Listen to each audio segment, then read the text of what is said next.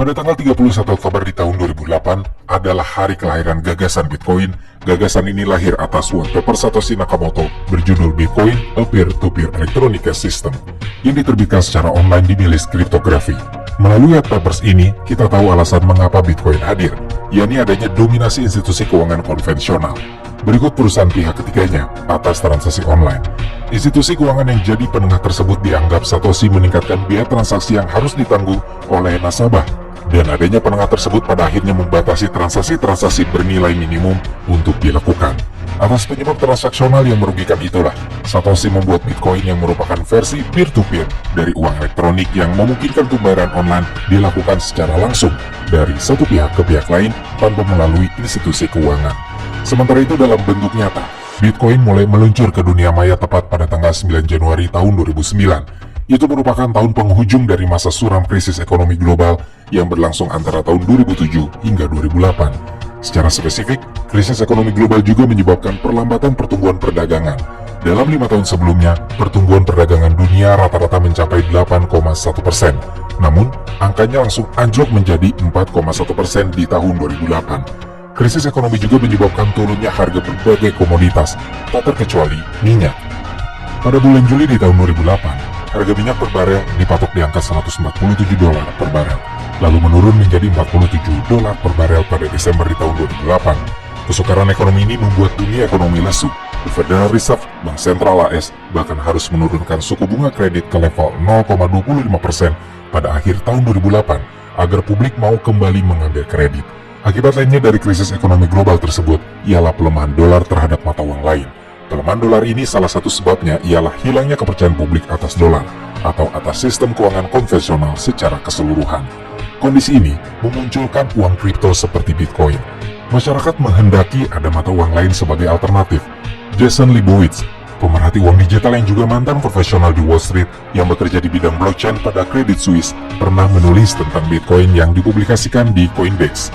Jason mengatakan bahwa lahirnya Bitcoin merupakan respon atas kekhawatiran bahwa sistem bank memiliki resiko yang terlalu besar untuk gagal, sebab bank yang gagal adalah awal mula dari kehancuran ekonomi secara sistemik. Kemudian Bitcoin lahir sebagai jawaban atas pertanyaan, di mana seseorang dapat menyimpan harta jika sistem keuangan gagal. Tentu, kepercayaan yang wajib diberikan pengguna uang dalam institusi keuangan konvensional juga persoalan yang besar. Ini yang hendak dijawab oleh kelahiran Bitcoin, terutama dalam konteks transaksi elektronik. Bitcoin lahir dengan tanpa menciptakan sistem keuangan yang bergantung pada kepercayaan, tetapi pada bukti. Yang dimaksud ialah bukti kriptografi, bukti yang sukar diotak-atik oleh orang yang tidak memiliki hak. Satoshi dalam tulisannya menilai bahwa dominasi ini meskipun berjalan cukup baik, masih memiliki kelemahan karena model yang selama ini digunakan berdasarkan pada model kepercayaan. Bitcoin merupakan mata uang yang menggabungkan praktik materialisme dengan politik komunitas, yang merupakan respon atas kondisi keuangan konvensional. Artinya, Bitcoin hendak mengalihkan nilai kepercayaan atas transaksi keuangan yang selama ini tertuju pada institusi keuangan konvensional pada peran-peran komunitas. Yang dimaksud peran komunitas ialah kenyataan bahwa Bitcoin sebagai perangkat lunak didistribusikan dengan konsep open source, dan kode Bitcoin bisa diunduh melalui GitHub, yang memungkinkan semua orang yang paham pengkodean bisa turut memperbaiki, meningkatkan, hingga menjaga Bitcoin. Jauh sebelum Bitcoin lahir, eksperimentasi mata uang digital sebenarnya sudah eksis dalam berbagai wujud. Sebut saja eCash, eGold, Hashcash, eMoney, dan BitGold. Semua eksperimen ini memang tidak ada yang berhasil menggait exposure. Akan tetapi menurut Cointelegraph, masing-masing punya pengaruh signifikan terhadap penciptaan Bitcoin. Untuk itu, Bitcoin sejatinya merupakan penyempurnaan dari berbagai eksperimentasi mata uang digital yang sudah ada. Satoshi Nakamoto, pencipta Bitcoin yang sampai hari ini masih belum diketahui identitas aslinya, sempat menyebutkan bahwa Bitcoin merupakan implementasi dari proposal B-Money dan BitGold yang populer di komunitas kriptografi. Sekarang, kita lompat ke tahun 2015 di tanggal 22 Oktober. Uni Eropa resmi menetapkan Bitcoin sebagai mata uang yang sah, yang berarti warga Eropa dapat memperdagangkan Bitcoin tanpa harus dipotong pajak. Sebagai informasi, nilai tukar satu unit Bitcoin kala itu baru sekitar $270 Amerika. Di titik ini banyak orang mulai melihat Bitcoin sebagai alternatif terhadap penyedia layanan pembayaran macam Visa atau Mastercard. Namun, tidak untuk menggantikan keduanya. Pasalnya tidak seperti Visa atau Mastercard, jaringan blockchain Bitcoin tidak mampu memproses ribuan transaksi setiap detiknya. Dari situ, muncullah wacana di komunitas Bitcoin untuk menciptakan scaling solution untuk Bitcoin. Wacana mengenai scaling solution untuk Bitcoin tersebut pada akhirnya memicu perdebatan sengit di komunitas. Yang diperdebatkan pada dasarnya bisa dikerucutkan menjadi dua hal, block size Bitcoin dan distribusi kuasa dalam jaringan Bitcoin. Kubu yang mendukung wacana ditingkatkannya block size Bitcoin percaya bahwa dengan menambah batas jumlah transaksi yang dapat divalidasi di dalam suatu blok, maka kapasitas transaksi jaringan secara menyeluruh juga dapat ditingkatkan. Problemnya, menurut kubu yang kontra, adalah ikut meningkatnya ukuran data dalam jaringan secara menyeluruh, yang berarti para miner harus dibebani dengan daya komputasi yang lebih besar lagi. Di titik ini, para miner individual bakal kesulitan menambang secara efektif, dan kuasa dalam jaringan Bitcoin pun akan terpusat pada entitas-entitas besar yang menguasai industri mining. Buntut dari perdebatannya, pada tanggal 1 Agustus di tahun 2017, jaringan blockchain Bitcoin pun terpecah menjadi dua, yaitu Bitcoin BTC dengan block size sebesar 1 MB dan Bitcoin Cash BCH dengan block size 8 MB. Nilai tukar Bitcoin sendiri mulai berkembang begitu pesat kala itu. Pada tanggal 1 Januari di tahun 2017, nilai tukar Bitcoin berada di angka $998 Amerika. Dan memasuki awal tahun 2018, nilai Bitcoin sudah menembus angka $13.000 Amerika. Di titik ini, Bitcoin pada dasarnya mulai menunjukkan bahwa ia mempunyai volatilitas atau tingkat variasi harga dari waktu ke waktu yang sangat luar biasa. Di tahun 2018 sendiri, pada akhirnya dikenal sebagai The Great Crypto Crash. Ada beberapa faktor yang mendasari kekacauan pasar kripto dan anjloknya nilai Bitcoin kala itu.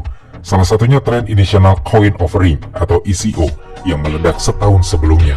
Terinspirasi kesuksesan ICO Ethereum di tahun 2014, banyak perusahaan mulai menawarkan token kriptonya masing-masing ke publik di tahun 2017 sebagai metode alternatif untuk memperoleh pendanaan. Sayangnya, lebih banyak kasus ICO yang bermasalah ketimbang yang berhasil, dan ini memicu penolakan dari berbagai pihak. Lalu di akhir Januari 2018, Facebook memutuskan untuk melarang segala bentuk iklan yang mempromosikan ICO. Google dan Twitter menyusul tidak lama kemudian. Faktor lain yang juga berpengaruh adalah regulasi yang ditetapkan sejumlah negara. Pada tanggal 22 Januari 2018, pemerintah Korea Selatan menetapkan aturan yang melarang transaksi Bitcoin secara anonim. Kemudian pada tanggal 1 Februari 2018, giliran Tiongkok yang sepenuhnya melarang perdagangan Bitcoin. Di sepanjang paruh pertama 2018, nilai Bitcoin berfluktuasi antara $11.480 dan $5.848. Namun memasuki bulan Desember 2018, nilai Bitcoin sudah mendekati angka $4.000 dan terus turun sampai pergantian tahun. Tahun 2019 sendiri berlangsung cukup lamban bagi Bitcoin. Namun dalam kurun waktu sekitar 6 bulan, Bitcoin akhirnya berhasil menunjukkan bahwa ia masih merupakan mata uang digital yang paling berharga. Sebuah kado yang cukup spesial, tapi agak terlambat untuk perayaan 1 Desember saja. Memasuki masa pandemi COVID-19 pada tahun 2020 membuat Bitcoin kembali diperbincangkan. Namun tetap ada sisi-sisi yang membuat Bitcoin tetap diragukan. Sebab di titik ini, narasi Bitcoin sebagai alat pembayaran alternatif sudah jarang digembar-gemborkan. Volatilitasnya yang luar biasa semakin memperkuat anggapan bahwa Bitcoin kurang cocok dijadikan pengganti mata uang tradisional. Fokus pasar pun jadi hampir sepenuhnya teralihkan ke nilai tukarnya. Peran Bitcoin sebagai instrumen investasi kian menguat ketika pandemi COVID-19 datang melanda di awal 2020. Ketidakstabilan ekonomi yang terjadi akibat kebijakan lockdown di sana-sini pada akhirnya memicu para investor untuk mengalihkan dananya ke Bitcoin, yang secara teori tidak akan terpengaruh dengan kebijakan-kebijakan yang dikeluarkan bank sentral. Bukan sembarang investor malah, melainkan perusahaan-perusahaan besar. Pada bulan Agustus di tahun 2020 saja, perusahaan asal Amerika, yaitu MicroStrategy, mengucurkan dana sebesar $250 juta Amerika untuk membeli Bitcoin sebagai aset cadangan. Kemudian di bulan Oktober, giliran penyedia layanan pembayaran Square yang mengambil langkah serupa dan menukarkan 1% dari total asetnya yakni $50 juta Amerika menjadi Bitcoin. Masuk di bulan November, PayPal mengizinkan para penggunanya di Amerika untuk membeli dan menjual Bitcoin melalui platformnya. Dan pada tanggal 30 November, Bitcoin mencetak rekor nilai tukar baru di angka $19.860 Amerika, melampaui rekor sebelumnya dicatatkan pada bulan Desember 2017. Memasuki tahun 2020 juga menjadi saksi atas momen penting dalam sejarah Bitcoin yang dikenal dengan istilah Bitcoin Halving. Dari kacamata yang paling sederhana, Bitcoin Halving menandai pemotongan jumlah Bitcoin baru yang beredar setiap 10 menitnya. Dalam tahun-tahun pertamanya, ada 50 Bitcoin baru yang beredar setiap 10 menit. Namun setelah menjalani 3 kali halving, jumlahnya pun turun menjadi 6,25 Bitcoin per 10 menit. Bitcoin memang sudah diprogram agar dapat mengaktifkan halving setiap kali 210.000 blok tercipta. Ini kurang lebih setiap 4 tahun, dengan tujuan untuk mempertahankan kelangkaan dan mencegah inflasi. Bitcoin halving yang terakhir terjadi di tahun 2020, tepatnya pada tanggal 11 Mei ketika blok ke-630.000 tercipta. Memasuki tahun 2021 atau masa COVID tahun kedua, periode ini dapat dilihat sebagai periode keemasan Bitcoin. Dengan semakin banyaknya perusahaan yang mempercayakannya sebagai aset investasi, sekaligus nilai tukarnya yang terus meningkat.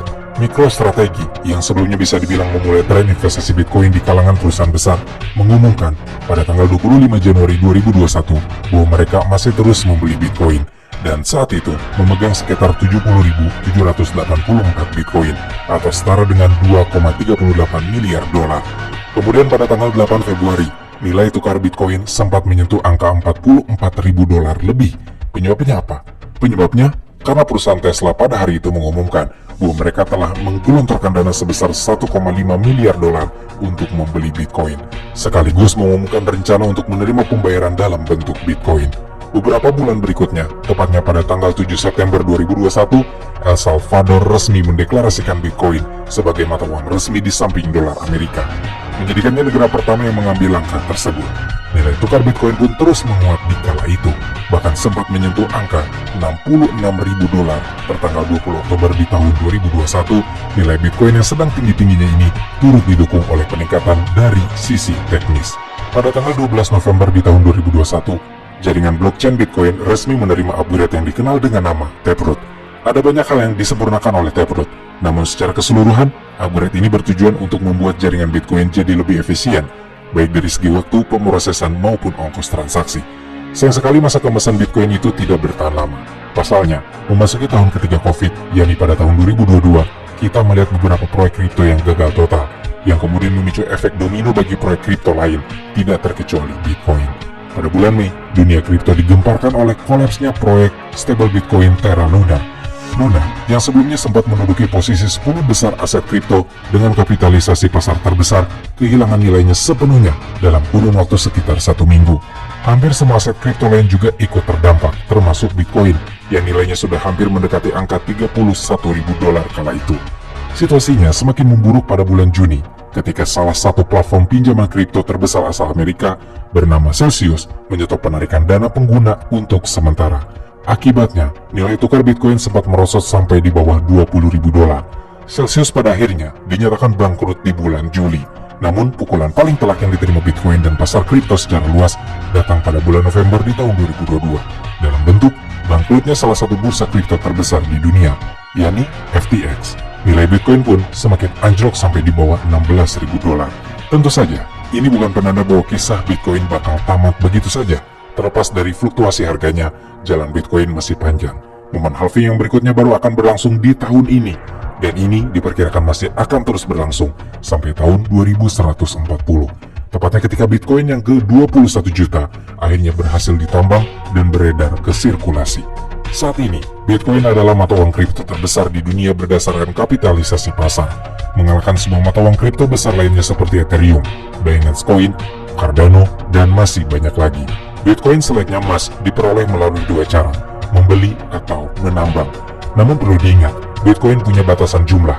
Secara sistem, hanya akan ada 21 juta Bitcoin yang beredar. Meski dulunya hanya merupakan gagasan pikiran, kini lebih dari 100 juta orang di seluruh dunia menggunakannya. Tetapi, bahkan dengan nilai astronomi dan adopsi Bitcoin, kita masih belum mengetahui identitas Satoshi Nakamoto. Namun, meskipun Satoshi tetap menjadi sosok misterius, tujuannya menciptakan cryptocurrency tidak pernah menjadi misteri. Sederhananya, ia menciptakannya untuk mengambil kembali kendali keuangan dari para elit keuangan, memberitakan kesempatan kepada masyarakat awam untuk mengambil bagian dalam sistem keuangan yang terdesentralisasi.